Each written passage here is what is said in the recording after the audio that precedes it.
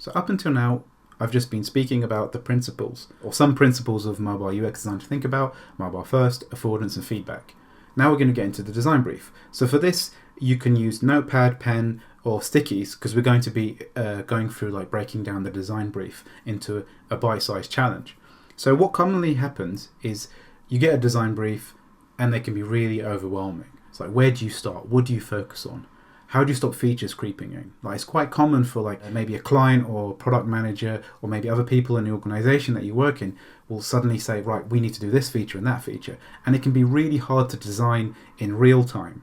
So taking a design brief and breaking it down into like actionable challenges makes it easier for you to focus on key elements and key areas. And then later on, if you need to focus on other features, then you can create prototypes for them and actually test them separately. So we have a thing known as design thinking, and that's basically taking the principles of design and applying them into a manageable process. So we have this thing known as the double diamond. It was invented by the British Design Council, and the idea is whenever you're creating something, you go through a discovery phase to begin with, then you define the problem into maybe a manageable brief, then you develop the idea, and then you actually deliver it. So you have this convergent divergent thinking. So you expand upon, then contract, expand, and then contract. For the purpose of this course, we're only really going to be focusing on the second part of this, because we're not going to be really going into user research and studying the product that we want to design. But it's still worth understanding these different steps when you're actually redefining a brief. So the app we're going to design is like coffee on the go. And the idea is that imagine you're out on the street, you really fancy your cappuccino, you open the app, you press tap, and then a coffee is delivered to you. It's a bit like the ride-sharing apps that you get, or perhaps the delivery food services, but when you're out and about. And this is quite a big brief, and when it comes to actually creating a prototype, we could go through so many different flows. We could think about onboarding, we could think about signing up, we could think about the actual process of buying the coffee, about how people go through payments. There's so many different aspects and features to this, and that can be really overwhelming. And generally speaking, when you're designing a prototype, you only really want to focus on a specific flow.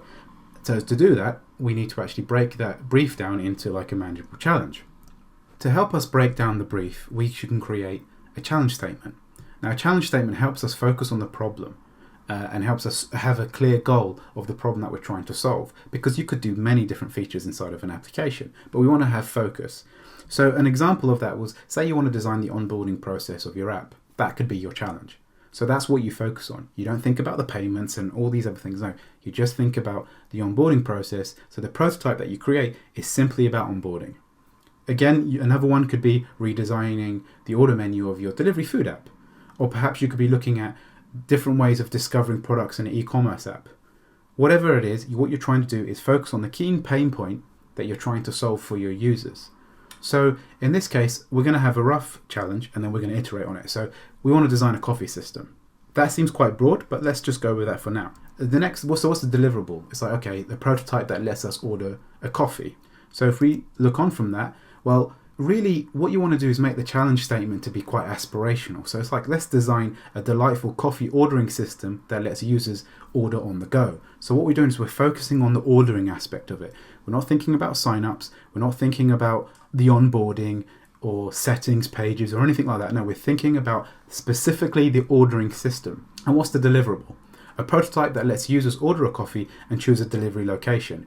Now, those two things could possibly even broken down into two separate challenges, but for the sake of this, we want to create a prototype that will allow users to select a coffee and then choose where they want it to be delivered. And I think that'll be a nice prototype that we can then go and test with real people. Breaking down the brief is about taking a problem and looking at it in a bite-sized fashion. It's about creating an inspiring challenge and having a well-defined deliverable. So in our case, a prototype that allows us to test people buying coffee on the go. I can't stress how important it is to have focus when creating a prototype. You don't want to have too many challenges and too many features being designed in something that you're testing, because it becomes very tedious to fix afterwards. Another thing for further reading is worth checking out Google Design Sprints. Now, Google Design Sprint is the design thinking framework that we use for creating products. There are many different techniques and many different methodologies and things you can do when designing your product, so I do really recommend checking that out. For now, we have our design challenge. Next, we want to move on to the next phase of this by defining a metric that we can use to test whether we fulfilled our design challenge or not.